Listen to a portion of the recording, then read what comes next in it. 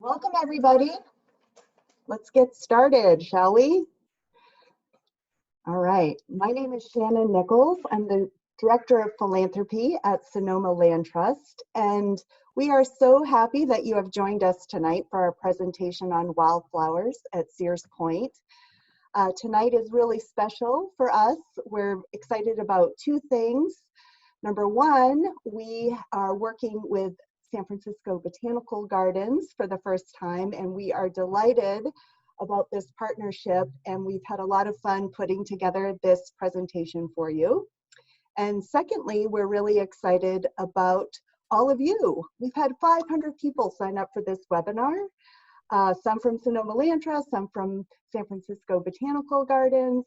And even though we're not physically together tonight, we really feel like there's true community in this space.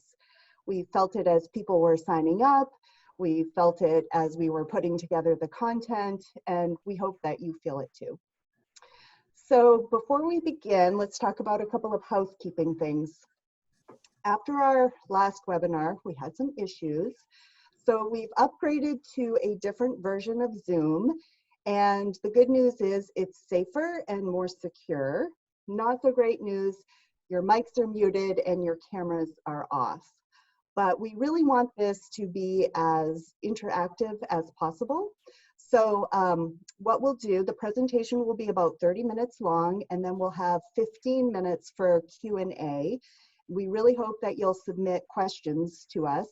And the way you'll do that is you look at the bottom of the screen, and there should be, we'll turn it on at the right time, a red Q&A button. Just click on that, type in your question, hit submit.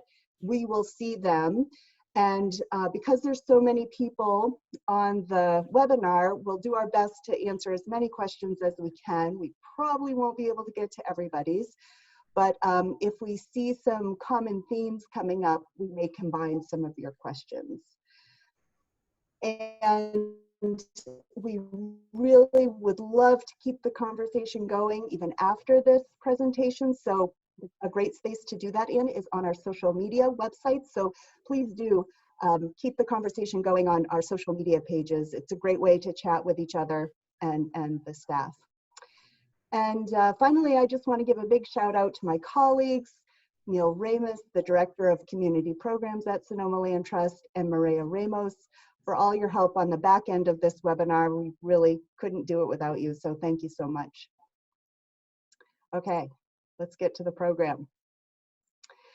Before the pandemic, how this all came about because San Francisco Botanical Gardens and Sonoma Land Trust, we were working on putting together an event for our supporters where we would have some time to go out on the land and then a house party after. Then everything changed in the blink of an eye. And I'm glad that we were able to really switch gears quickly and keep this great partnership going, because that's what led to our webinar tonight. It's wonderful. Our organizations really have complementary missions. Both of our organizations are about preserving biodiversity and nature. At Sonoma Land Trust, we do it by conserving land and helping people get out onto that land and enjoy it. At the San Francisco Botanical Gardens, they do it through their plant collections and their education programs that are offered in the garden. So we were very delighted that Ryan Guillou, Curator at San Francisco Botanical Gardens, took us up on our offer to come out and talk with us about wildflowers. He's been, I'll introduce you to him a little bit. He's been at the San Francisco Botanical Garden since 2017. He's responsible for the development of the garden's living plant collections. And recently he came out to Sears Point Ranch with us to see all of the wildflowers, which he'll be talking to us, presenting about tonight. And before I turn it over to you, Ryan, I just thought it would be good to give people a sense of the place that you'll be talking about. So Sears Point Ranch is located at the mouth of San Pablo Bay. It's roughly where Highway 37 and Highway 121 intersect. Sonoma Land Trust has been working in this area since about 1989 and has protected over 7,000 acres, doing a lot of marsh and creek restoration projects. And most recently, now we're working in that area with many partners to ensure that Highway 37, the redesign of that highway, is done with conservation goals in mind. So when shelter-in-place orders are lifted, you can go and visit the Wildlife Refuge, which is across the street from this place that Ryan's going to talk about. And we have audio tours and maps on our website. So because a picture is worth 1,000 words, we've got a little video for you, Neil, if you wouldn't mind queuing that up. And then we'll turn it over to you, Ryan.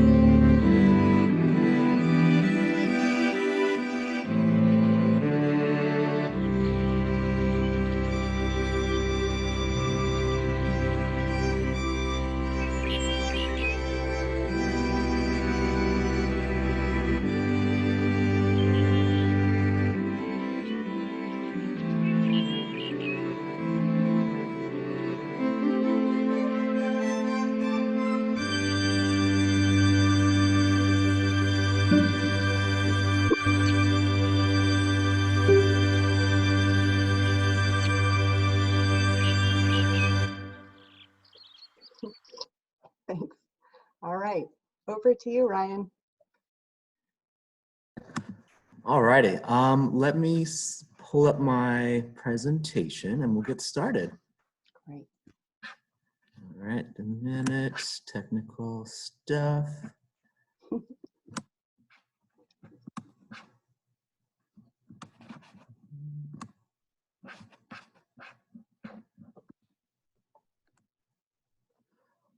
All righty, I think we're pretty good.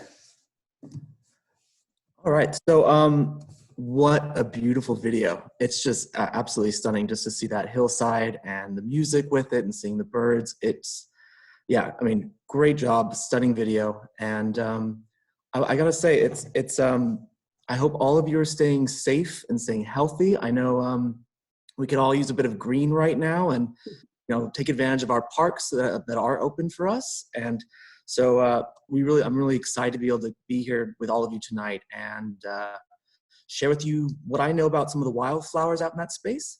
But before I get started, I want to give a few thank yous. So first off, thank you so much to the Sonoma Land Trust and everyone who helped put all of this together. You know, it's really important that they've connected the Botanical Garden and the supporters of both the Botanical Garden and the Sonoma Land Trust, plus just the lovers of both, and bring us all here tonight just to see some beautiful spaces and learn about maybe how we can bring some of this home. And hopefully get to see it next year when it's in full bloom and things are hopefully in a much more stable place. Another big thank you to Corby. Corby took some time out of his day to let me onto the site, and it was so special. I had the chance to leave San Francisco, which was amazing. You know, I'm sure we're all feeling a little bit stir crazy these days. And so being able to go out there and be on this beautiful piece of land in essentially peak bloom, just the two of us walking around, hearing the wind blowing and the birds chirping, and being able to see these flowers and just the green hillsides were stunning. Shout out to Corby for lending me his photos to use in this presentation. So that was also really special and much appreciated. So to give a little bit of an intro about myself, first and foremost, I am not a botanist. I am not an ecologist. I am a horticulturist by training. So I definitely am not the one to get into the nitty gritties about different plant parts and how they function with different other organisms. So, you know, that's really not my shtick, but I do proudly wear the title of a generalist. So I like all the plants in all the different ways, and I love learning as much as I can about each and every plant I come across. So I've been, just like Shannon mentioned, I've been at the Botanical Garden for about coming up on 3 years now. And I'm a Southern California native, so I'm from Venice Beach. And I have a degree in horticulture, and now at the San Francisco Botanical Garden, this is the 10th botanical garden I've worked at. So I've really benefited from bouncing around to all these different places and working with all these different plants and working with them in different climates. So it's really nice to be back home in California and having the opportunity to see a beautiful spring, despite not everyone being able to go out there and share that experience. So like Shannon mentioned, a bit of what I do as a curator is I'm in charge of the documentation and development of our garden's living collection. And so the garden has, in our living collection, we have over 9,000 different kinds of plants. And we have a really lovely California native collection. So a lot of the plants here, some of the plants here we do have in our collection, but of course we have many others as well. And yeah, but we have this amazingly foggy, mild climate and allows us to grow so many different kinds of plants here. But it's nice to be able to focus a bit more on just a few from one site. And I hope we can, I'm excited to share what I can with you this evening. So, you know, I would say if from first glance, first time going to Sears Point, I've driven by it many times. And when I got to go, just seeing it in these just beautiful lime green hills, this is just such a quintessential California landscape. Rolling hills that are golden in the summer, and then once the rains hit, you just get these beautiful lime green, acid green shoots that come up and just completely change the color.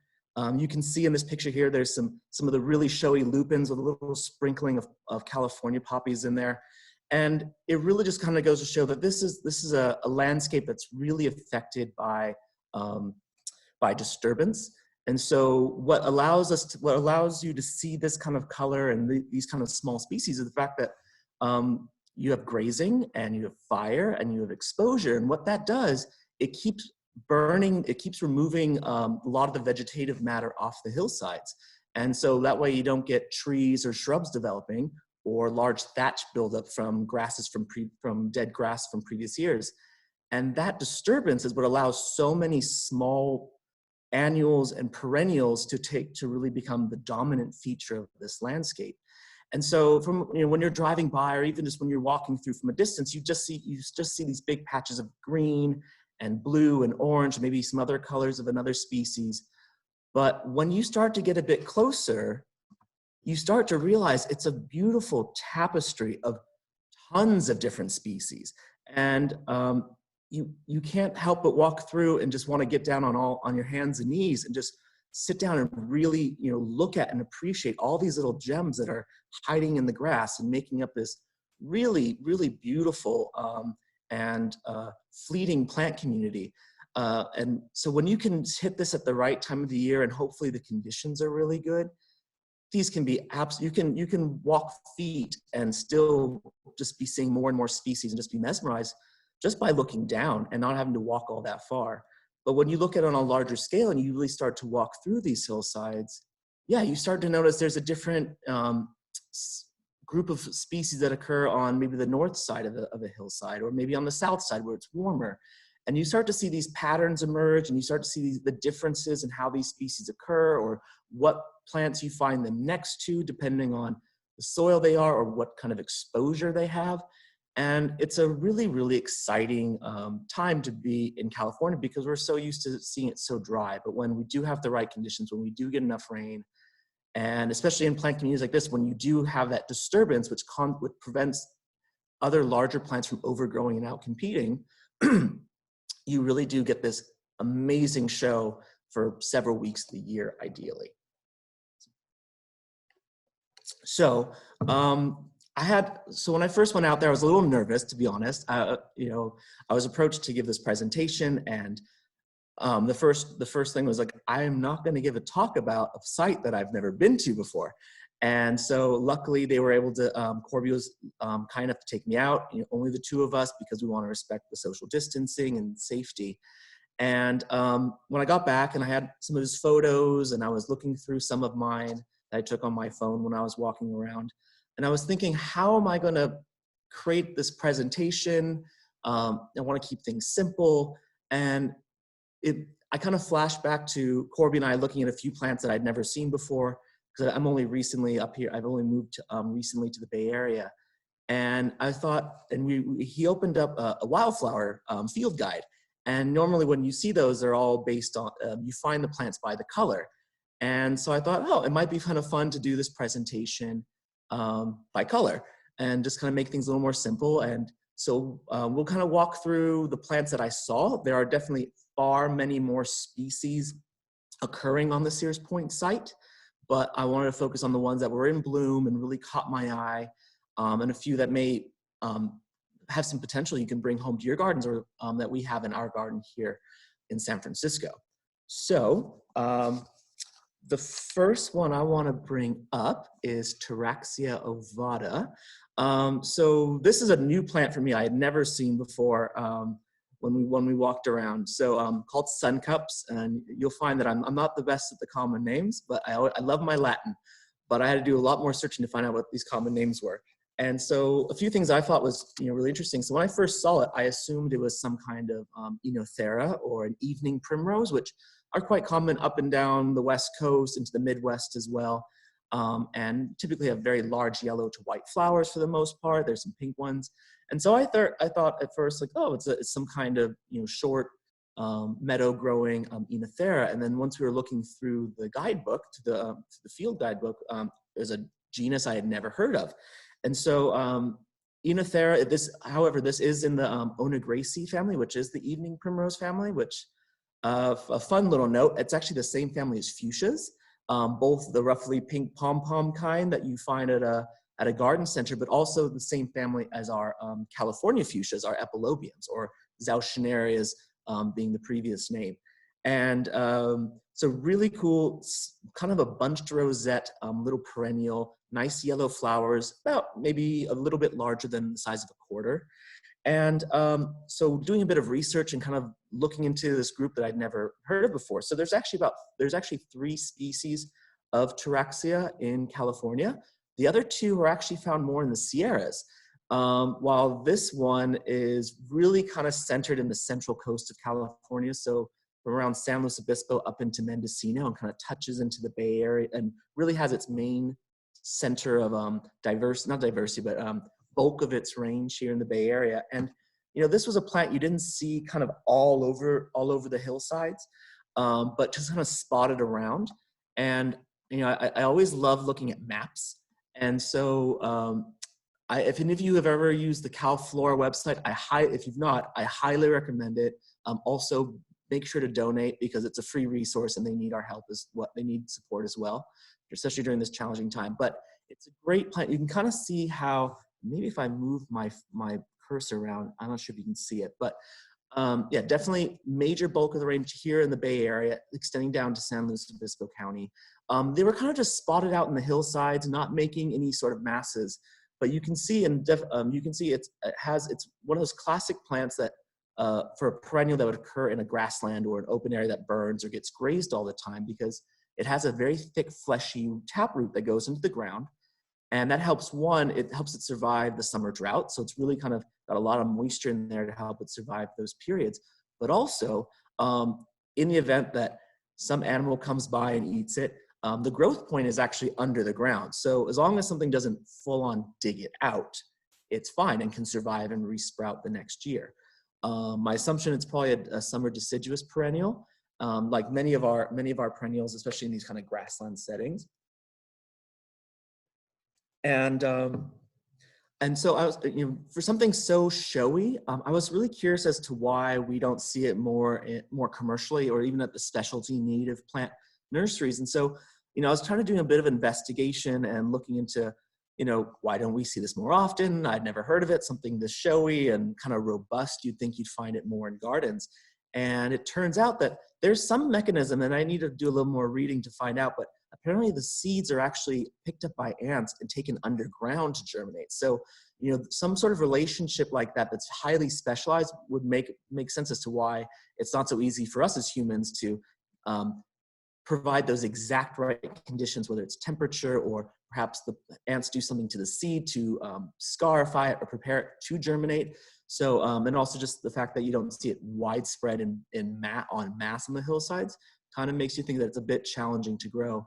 But despite the fact that you're not going to be able to get it in your garden possibly anytime soon, it was still such a beautiful plant, and I was absolutely mesmerized, especially about learning about a new species of plant for me. Next one is actually a really, really fun species, and I'm sure a lot of you have seen these around, walking around on the coast in the coastal ranges. So Viola pedunculata, so the Johnny jump ups.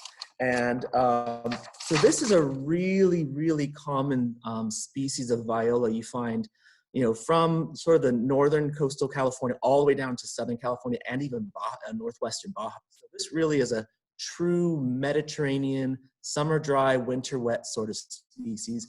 And, it's a lot of us equate, violas like pansies or violets to kind of cool, shady, wet conditions. And California actually has a really high diversity of violas. We have over 30 species, and probably a bit more if you include all the subspecies and varieties that come with it. And our viola diversity ranges from high alpine to deserts to coastal areas to deep redwood forests. And this one is a really unusual one. So, well, I wouldn't say unusual, but it's quite unique. So it's definitely a summer dry, summer dormant species, and it has these sort of like puffy rhizomes that very small, very thin, that kind of make this network under the ground. And normally they can occur in a whole broad range of habitats, but they're really most common in sort of these big grasslands on heavy, rich clay soils. And so they completely disappear in the summer, and they're always just this kind of delightful surprise to pop up like a little Johnny jump up in the springtime. And so it's a really, really cool color. Some of our other viola species tend to be in the purples and whites and so on. Now, this plant you can sometimes find at very specialty California native plant nurseries. But one of the challenges with growing it in a garden is because it's quite small. Maybe the tallest is probably six inches if it's in a really, really happy spot. It tends to get overgrown by other plants. And so when you use it in a garden setting with other perennials or shrubs, it's going to get overgrown and then you're going to lose it. So it's one of those plants that you really have to make extra consideration for to make sure it's a plant that's not getting overgrown during its growing season. And like I said, they're quite small, but when they do when you do see them en masse, they're really stunning. And here this is one of my this is not one of Corby's photos because it's taken with my camera with my phone, not as nice. But you can just see them just kind of scattered and sprinkled down this hillside. And so, I mean, this is one of those plants that you would never see it like coloring up the hillsides from a distance, but when you walk closer and you look down, you just see them all interwoven into this network of grasses and other annuals and perennials as well. And they're really just quite beautiful to see. And it's just something about seeing violets or pansies just kind of growing out in an open field that is going to be dry and cooked and crispy in a couple of months. So I really do appreciate seeing these, but they are available at some specialty nurseries. So if you want the challenge, I highly recommend you take it on. And next to another yellow flower, and this one actually really is a good landscape plant for those who want to have more California natives in their garden. Ranunculus californicus, so the prickleseed buttercup or the California buttercup, and this is just such a delightful perennial and a really, really tough one when you give it the right conditions. So it has a sort of it's a geophyte, so it has a sort of underground structure that allows it to survive the summers, our dry summers. But once the rains come up, this incredibly cheery, beautiful little perennial sends out these amazingly shiny, glossy, bright green leaves, and then the flower spikes come up afterwards. And in ideal situations where they have enough moisture and a bit of protection, they can get up to 2 feet tall, maybe even a bit taller in some areas. So they're really quite stunning. And this one's quite common. You can find this quite easily with any sort of specialty native grower, but even some other growers that have a good selection of native plants, you can definitely get this. And they definitely like their full sun and rich soils, but they come but like as you can see here on the map to the right, they are all over California, and so they range from Oregon all the way down into northwestern Baja as well. And so you find them in the foothills of the Sierras and the coast ranges. So pretty much anywhere that's not exceptionally hot or dry, you will find these. And as you kind of go further south in their range, you'll tend to find them more in mixed woodland areas where it's a bit shadier and cooler. But as you go further north, you find them in really exposed open areas, especially in classic California rolling hills like we have up here. Really common part of the landscape. Typically, you find it more on the north-facing sides of the hillsides where it's a bit cool and holds on to more moisture. But and in those areas, you'll find them be a bit taller. But if you find them on a more exposed south or southwest-facing side, they might only be about 6 to 8 inches tall and very tight and full. But really beautiful plant. Something I always appreciate seeing whenever I get a chance to walk out in the hillsides in spring at this time. And it was so nice to see this in flower when I was there. Also, another little fun fact about these. Perhaps many of you know about the common ranunculus or buttercups you'd find at the florist. So same genus. So both have similar looking root structures as well, which is quite cool. But those have been hybridized a lot to give you those really big, fancy, frilly, colorful blooms. But this one's just as charming, and it's a native and it's tough, and we love it. So another plant, that I was also not familiar with, but it was in flower and kind of caught my eye, is Lomatium caruifolium, so the caraway-leaved Lomatium. And so this was another small little perennial that was growing out on the Sears Point site, and it's in the Apiaceae family. So this is the same family as carrots or fennel or caraway, and that's really one of the characteristics of the Apiaceae family is that sort of umbel-shaped inflorescence, which you kind of see kind of that mixture of different floral parts. And this one has a fairly decent range around here in California as well, mostly in the foothills and in the coast ranges. But one of the main areas that you'll find it in the certain plant communities that you'll find it in typically are really in these sort of vernal pools or in open meadow areas that tend to have some flooding or tend to hold a lot more moisture, and then also have a strong dry out time in the summer. And so when I was walking around with Corby, we kind of went up to this one point. I think it was Cougar Peak or Cougar Mountain. I couldn't remember exactly what it was, what the name is exactly. Though I don't think a cougar's been seen there for a long time from what Corby said.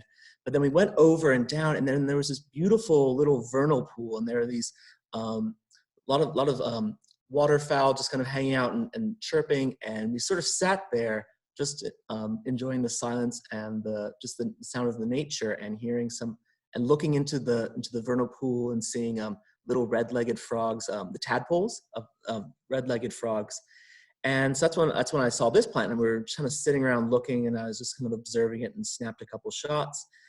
And so when I got back to the office afterwards and I was kind of looking at these plants, it made sense that when it said that you really typically find them in heavier, more waterlogged areas that dry out, it makes total sense that we found it growing next to this vernal pool. In general, Lomatium is so they also have a pretty fleshy taproot as well. So they soak up as much of that water as they can during the rainy season, during this nice time right now, and then once everything dries out, that fleshy taproot, kind of like a carrot, is going to allow this plant to continue to survive during the dry season when it goes dormant. And also, if something happens to eat it, I'm not too sure if it's edible, but I'm sure, and who knows, if it's related to carrots, it could be quite tasty to some grazer. So we're switching out of the yellows and really looking at a powerhouse of a showy plant. And of course, I'm sure you're all aware, this is our state flower. Orange is my favorite color. And California poppies really are just the epitome, one of the sounding bells of spring. You know, you go to some of these areas, you go to some parts of California, and it's just these golden hills with this fiery golden orange, and it's really quite stunning. And so some fun things to know about California poppies, or Schultzia, is that when you're going around California, they're not all the same species. So there's actually probably about over 13 species of Schultzia here in California. And they range everywhere from high elevation alpines to hot, low deserts to high deserts to coastal areas on coastal bluffs and sand dunes to meadows like this. And they really come in a whole broad range when you actually kind of see them all lined up together. And I highly recommend you do. If you go check out CalFlora's website and see kind of all the different species listed there is a lot of differentiation between them. But the actual Schultzia californica, which we saw out there, that one actually also has a huge, broad range where it occurs. So it's not exclusive, though it's, you know, very common here in California, and you see it all over the place in just, you know, massive numbers. It actually has an incredibly broad range. So you find it up into Oregon, throughout California, northwestern Baja. The species also occurs all the way as far east as western Oklahoma. And so it's a really tough plant. You know, we tend to think of wildflowers as being annuals, and one of the things you'll see one of the interesting things with Schultzia is that it can be both, the Schultzia california, it can be both an annual or a perennial, depending on where it lives. And so typically in Northern California, or in areas with higher rainfall, typically you'll find they tend to be more perennial. And so they have a thick taproot as well that helps it survive underground. And so in these moist areas, it tends to hold on and become perennial and can rebloom multiple years. But in Southern California, or in the hotter, drier areas of its range, they tend to be annuals and not investing the resources into trying to develop that taproot to survive multiple years. Another really cool thing, so this obviously is a great plant for gardens. So anyone who does want to have more natives at home, California poppies, they're bulletproof. As long as you have enough sun, they're great, and just really robust. Sometimes they can even be a little too robust. I mean, a lot of you who have grown California poppies for a while in your gardens, they're lovely, and after a while you're like, I think I need to pull a few of these out. They're actually becoming a bit invasive. Or at least a little bit thuggish in your home landscape, especially if you're trying to grow some other smaller, more delicate things like maybe those violas we talked about earlier. And though we love it here and it's a great part of our landscape, like many invasives that have come to California, our California poppy has been taken out of California and also has become an invasive in other parts of the world. A really classic example is it is a huge invasive species in Chile. And I heard, there were several botanical friends of mine went to Chile on a big tour back in November. And so apparently they were told that they would see California poppies up and down the roadsides or on train tracks. And apparently the story is that they made their way to Chile when there were a lot of Chilean farmers working in the vineyards in Napa and Sonoma County. And after they decided to come home and start their own vineyards, they wanted to take a piece of California home with them, and they took some California poppy seeds. And they just, having a similar climate to that of Chile, the poppies felt very at home and just went off and went mad. So, it's always really important to understand, like when you bring new plants, and we do this here a lot at the garden as well. Anytime we bring a new species into our collection, we always make sure, one, is it something that is kind of on a problem list that we should keep an eye on, or just not bring in if it has the proclivity to become invasive and be a little too happy. The other thing is, we plant stuff and we don't always know what it's going to do or how it's going to react. And if we do start to see these plants really running off or popping up places, then we make a point to eradicate them from our collection. So we really have to watch. So though we are trying to preserve plants outside of their native habitat through ex situ conservation efforts, we always have to make a point to keep an eye on things, because some plants may be endangered in their habitat, but they can become invasives here outside of their habitat, or here in California. And next slide, just a little close-up of a California poppy. Just loving the details in those flowers. And I loved this shot. It's kind of a foggy, cool day, and just seeing this kind of sprinkling of gold just going through these bright green hills. Just absolutely stunning, overlooking the bay. It really was magical to be out there. And another great plant for gardens, but also really nice to see out in the wild as well, Sidalcia malviflora, or checkerblooms. This is a plant I had grown in my parents' garden when I was younger for quite a number of years and had never seen it in the wild. And it was a few years ago when I went on went to visit some friends up here in Northern California, long before I moved to San Francisco, that I actually saw these blooming. And there's something really special about seeing a plant that you grow in your garden and then seeing it in the wild afterwards, and understanding how it grows and why it grows there. And this really is another great plant if you want to get into your gardens. And we have some lovely ones. They're actually just starting to bloom here at the Botanic Garden as well. This actually is a fairly somewhat darker flowered form that we saw out there. But this species has a really, really broad range. Really broad range. So it's native from Northern California all the way down the down the coastal ranges and the Sierra foothills, into San Diego, northern Baja.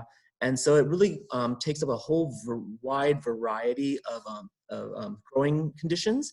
So you can find it in coastal sand dunes, high alpine, so higher elevation areas, woodlands, grasslands, and it kind of goes to show why it's such a good, robust grower in a garden, because it can take so many different conditions.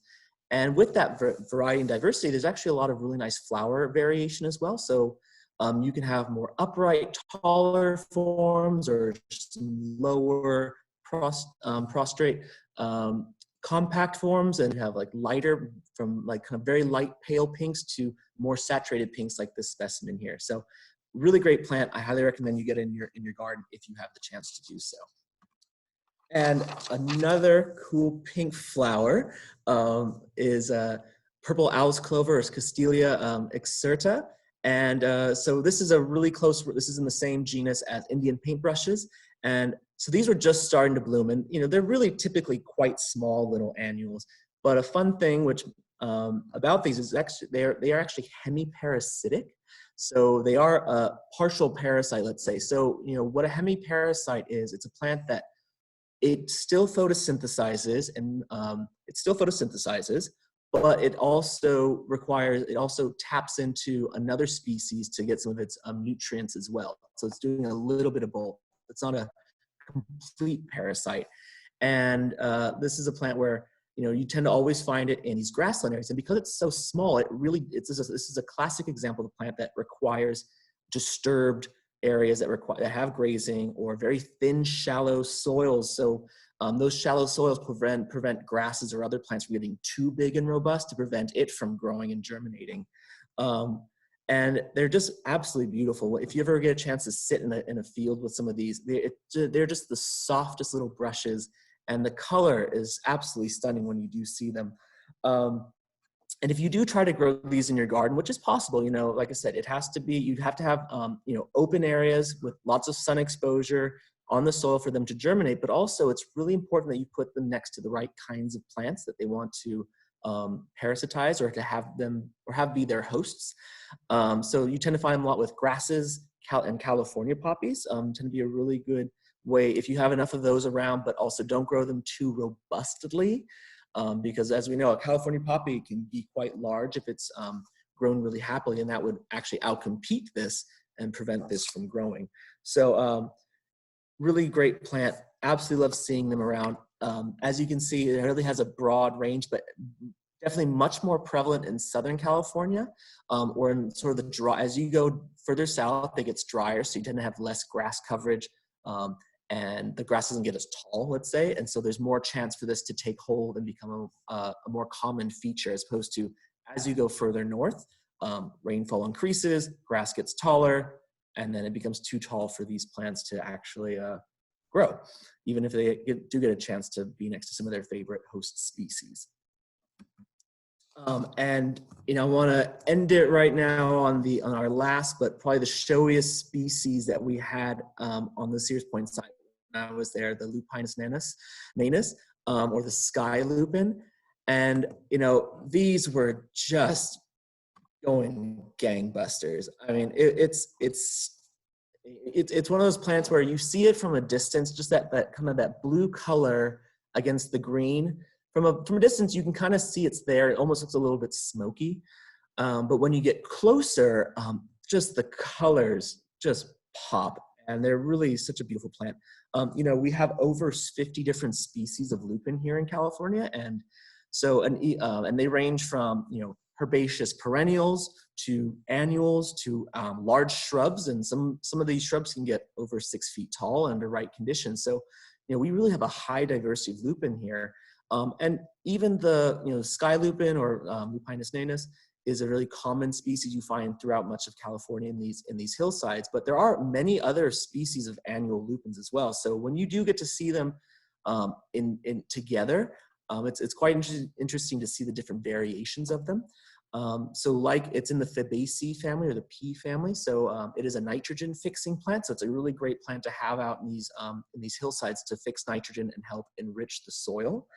And if you want to grow these in your garden, it's not hard at all. They usually do quite well, but they do require a good amount of sunshine. If it gets too shady, they tend to not perform as well. And they also are quite typically more common on heavier clay soils.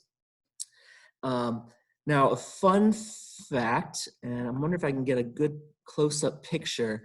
Now, if you look, I'm going to go back to the first one. If you look closely at these flowers, you'll see there's a sort of a white center on some of the individual flowers, and then there's a sort of reddish purple center on others.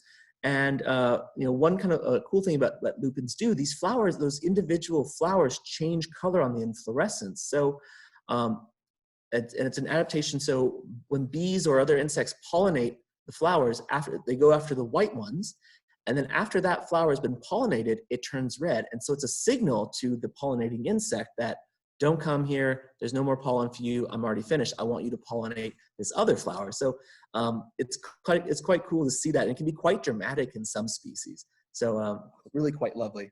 But just a classic, beautiful California landscape. These kind of rich blues with the sprinkling of orange poppies coming through, and these really stunning other little small species that are inside with it. And I hope I didn't go too fast, but I'm going to end it here, hopefully open up for some questions. And thank you all for joining us, and really excited to share, and hopefully I can answer some questions that you may have. So with that, figure out how to turn off my screen really quick. Well, thank you so much, Ryan. It's so clear that you love what you do, and I love all your descriptors. And I think my favorite was describing poppies as slightly thuggish. That was great. Okay, so we have some questions here. One is about which botany apps do you recommend for California plants? And then some other folks were hoping you could repeat the name of the CalFlora and talk about that for a second. Yeah, so botany apps, like specifically for taxonomy purposes, I don't tend to use that so much. I do have a fantastic colleague who has a degree in taxonomy, so she tends to do a lot of those identifications for me. But there's some really great apps that you can use to identify plants or figure out where plants are from, or maybe what's in your area. So iNaturalist is fantastic. Also CalFlora is great. It's good. And then also UC Berkeley has the Jepson manual, so you can really get descriptors on all of those different native species. That's a really good detailed resource you can find online. Super, thanks. And the second question was again? Which apps do you use, and just more specifics about Flora, which I found on my phone and looks really easy to use. Yeah. So Flora is a really cool site. It's connected with UC Berkeley, and it has all of the flora of California on it. So and it's a great tool. So let's say you're out in a hillside and you see a lupin and you don't know which lupin it is. So you can type in lupinus, or a common name if it fits, and it'll give you all the different lupins that are out there. But on top of that, you can also search for plants by zip code. You can plant by certain plant communities. So there's a whole sort of page where you can kind of check a bunch of different boxes and kind of whittle it down. It's like, okay, I was in this area, I know I was in this zip code, or, you know, I saw 2 lupins on this one hike. One was in more of a woodland area, one was in more of an open area. You can kind of check to see or see like what is the appropriate lupin for, or the species for a northern coastal oak woodland in Mendocino. That's incredible. On this in this zip code, you can see all of those. So it's a really great tool to learn about. Yeah. That's great. Here's a question from Lisa that I also wondered about myself. Is it true that it's illegal to pick California poppies in California? It is illegal, I believe. It is legal to pick flowers, wildflowers, on public land. So you can pick. I believe so. Don't go hiking and start picking the flowers. Now, if you're growing California poppies on your own property, no problem. You know, it's not there. Most of the common ones, not endangered species, but we don't want to get in the habit of picking flowers out in natural areas, because maybe that one flower you pick is not going to affect things. But when people see you picking the flowers, then they want to pick the flowers. And then all of a sudden what happens is everyone starts to pick the flowers, and after flowers come seeds. And if you pick the flowers, the plant cannot make seeds to reseed itself. So don't pick flowers when you're hiking. Got it. Yeah. Okay, here's a request for some advice. Yes. And thanks for a great presentation. Okay, question. The viola that you were talking about looks like something in my mom's lawn that she discovered last summer. She lives near Golden Gate Park. Unfortunately, somebody kindly mowed her lawn and she lost them. So the question is, will they grow back? And if not, how can we get them back? Could they possibly be transplanted? Well, I'd say, you know, there are a lot of different kinds of yellow violas. Okay. And, you know, I'd have to take a look. I'm not too sure if Viola pedunculata, Johnny jump ups, do occur here on the San Francisco Peninsula, because we do have sandy soils and it's a very different sort of flora.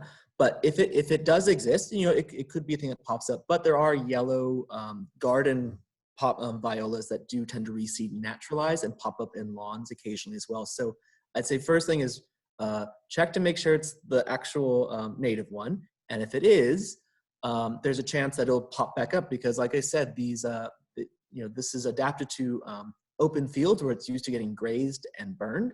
So as long as the rhizomes are happy underneath, it could pop up again, assuming that is the species. Fingers crossed. Fingers crossed. Okay, what does malviflora mean? So malviflora means so flora means flower, and means like the Malvaceae family. So the Malvaceae family is the hibiscus family, or mallow family. So malviflora means it has a flower like a mallow. Yeah. Great, thanks.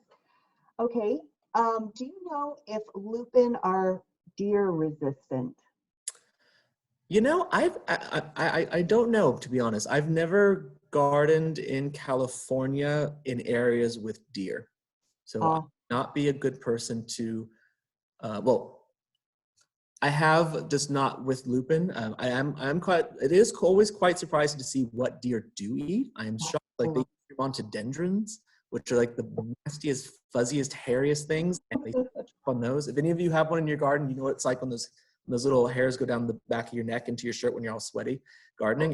It's not fun, but they just chomp away at those. So possibly, I don't know. I couldn't tell you from experience. Well, if somebody does know, please post about that on our social media. Yeah. Okay, question from Linda. Can you eat the green leaves of the yellow sun cups? I don't know that as well. I have a general rule. Many people may not agree with me, but so Okay, someone who works with lots and lots of different kinds of plants, you start to realize that a lot of plants don't want to be eaten. And so my general rule is if I cannot buy it in a grocery store, I don't put it in my mouth because a lot of plants can make you sick. And so unless you know for sure, for certain, and a lot of plants are edible and have medicinal qualities, but unless I know for sure and someone who is an authority tells me, I don't taste test anything. gotcha. Yeah. Somebody wonders, where is a good place to grow milkweed? Where does Uh, that like? Well, depends on what kind of milkweed. So we have many, many, many, many, many species of milkweeds in California, and really from Mexico all the way through much all North America, really, considering how broad-ranging monarchs migrate. So I would say depends on where you are and pick the appropriate species for your area. But in general, most of them like a good amount of sun. So if you have a deep shady spot, they tend not to do as well. But look at what species occur in your area. Maybe check out Calflora. Mm-hmm. They'll tell you. Great. Okay, Mary Ann wonders or shares, I saw a beautiful patch of poached egg flowers in Napa today. How common are they? Oh, those are quite, and I'm blanking on the scientific name. I think it starts with an L. Lysis something or other. I might be wrong. Don't quote me. Those are quite common, and actually we have a bunch blooming down here in the garden right now, and they just love these kind of cool semi-wet spots, and it's amazing. They're probably one of the first wildflowers, one of the first annuals for us to bloom in our garden, and they last months. So as long as it's cool and kind of moist, they're great. Awesome plant. Awesome. Let's talk about bees for a minute. Okay. Are all of these plants good for bees? Yep, I assume so. And amongst many other pollinators as well. So I know we love our honeybees, and there's a lot of issues going with them, but there are also so many species of native bees out there. So it's really great to plant more native plants because many of these many of our native species can be solitary, and they really do have very millions of years of evolution connected with certain species of plants. So the more native plants you can get in your garden, the more you can help support biodiversity. Great. Let's see. I think we only have time for a couple more, but how do flowers survive best once picked? Not that we will be picking many, but. Yeah, I think it depends on the kind of flower. So some plants, the more you pick them, assuming the growing conditions are good in your garden, it'll force them to rebloom, which can be great. So what you do is you prevent it from setting seed, so it keeps thinking it needs to bloom more and longer. But you figure if once a plant blooms and you take something away, you got to give something back. So composting, mulching, assuming that kind of plant appreciates those conditions, is usually the best way. Okay, great. Yeah.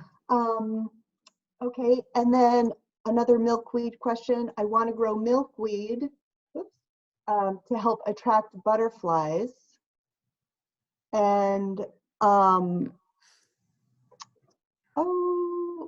shucks, I just got rid of it. But what can I do to attract butterflies? What other milkweed and others will do that? There's a whole host of species. There's I think it's called Calscape, calscape.com. So they do they have a whole bunch of all these sort of bios about native plants.